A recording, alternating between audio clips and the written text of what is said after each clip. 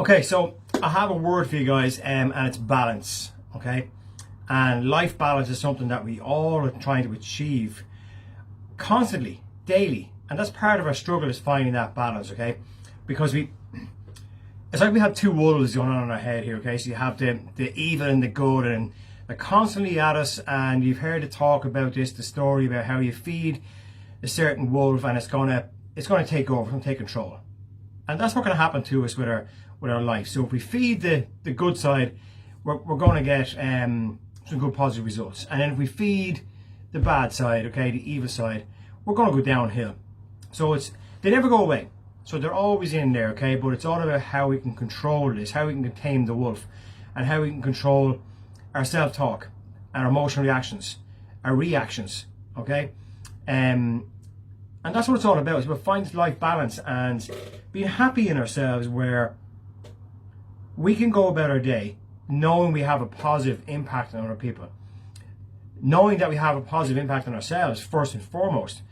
And the quote today from Marcus Aurelius, it reminded me of a story I heard quite a long time ago, where two, like, say, best friends, and I think this has probably happened to me before when I was younger as well. When I was a little bit naive, where take two best friends, okay? So say two lads, two best friends, they're growing up together, they play football together, school together, everything's going great, okay?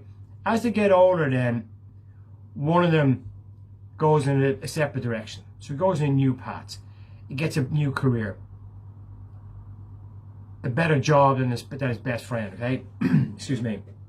So he has his better job, and he can afford a car.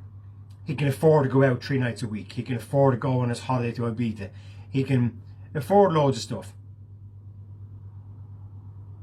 Now, there's two different situations you can have here. So you have different perspectives, okay? So the guy who's got all this success, as we call it, how does he see his best friend now? Is he the exact same as he always was? Is their situation, their relationship, their energy connection the exact same as it always was? Or does he see himself now as being above him, this other guy? Does he feel sorry for him? Is he in new circles where his best friend is not really fitting in with the suits and ties, or whoever it is that he's hanging around with, yeah? And then you have the best friend who's still in the same place, hasn't got a great job, still kind of knocking around, but hasn't changed at all from that situation, apart from his perception of the energy connection with his best friend. Is there a hint of jealousy in there? Is there regret that he didn't pursue a similar career?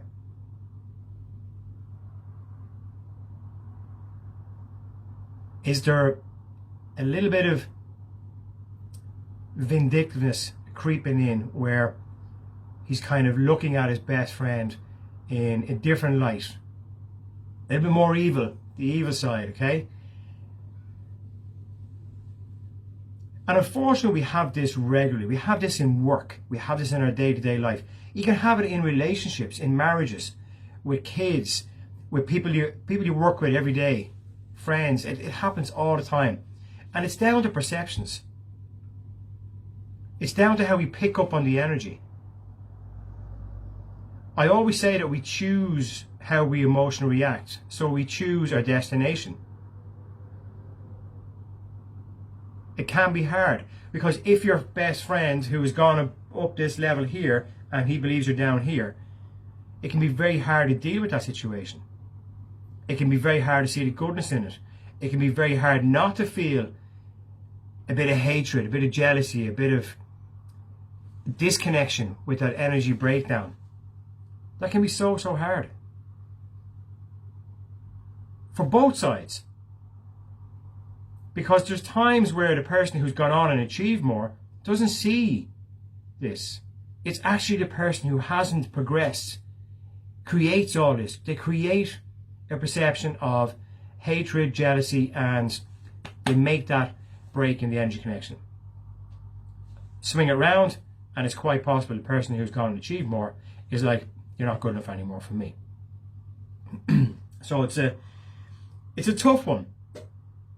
And it's up to you to analyze this. It's up to you to have the maturity to be grown up about it and to see how your actions are affecting somebody else.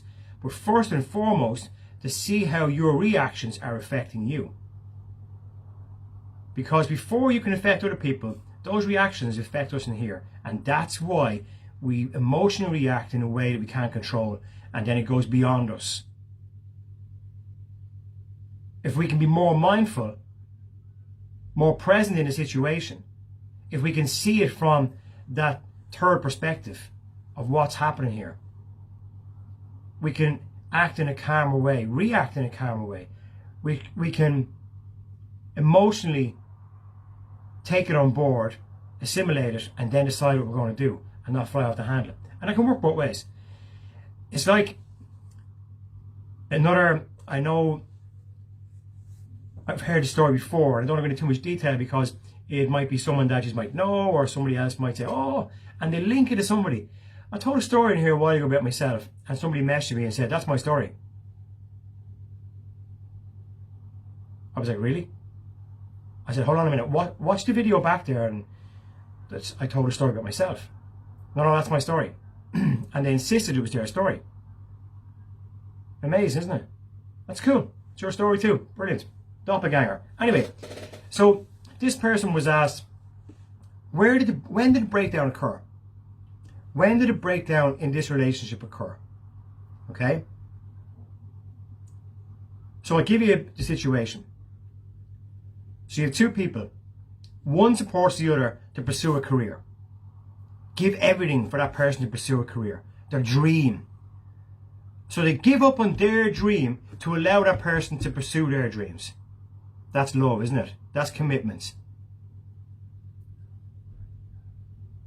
So where did the breakdown come?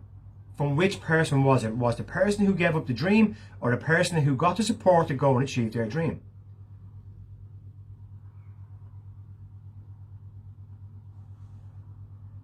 The question was asked of the person who provided support and gave up their dreams. When did it break down? And the answer was, when he became a dick. I absolutely fucking love that response.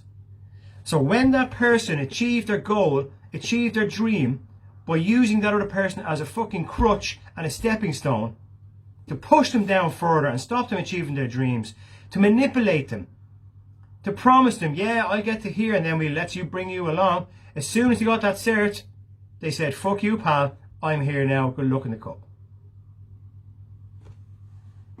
That's the way life works, guys. What Marcus Aurelius is saying here is, be mindful of where you've come from. Be mindful of the journey that you've undertaken. Be mindful of those around you. It's great in the media at the moment. There's a lot of sports stars there, footballers, etc., wherever they are, and they're going back and they're helping the homeless, the needy, the people who need help.